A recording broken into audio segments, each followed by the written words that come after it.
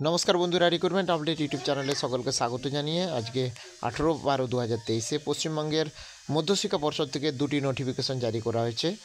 গুরুত্বপূর্ণ হচ্ছে ইন্টিমেশন সংক্রান্ত কিছু ক্যান্ডিডেটকে টিচিং নন টিচিং স্টাফদের ভেরিফিকেশানের জন্য নোটিশ জারি করা হয়েছে, ডকুমেন্ট ভেরিফিকেশানের জন্য।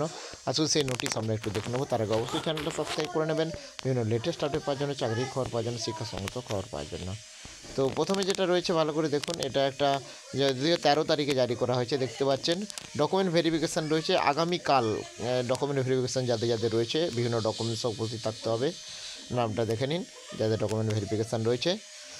এটা একটা নোটিফিকেশান। আর 2 নম্বর যে নোটিশটা রয়েছে সেটাও আমরা একটু দেখে নেব যে আর কার ডকুমেন্ট ভেরিফিকেশান রয়েছে।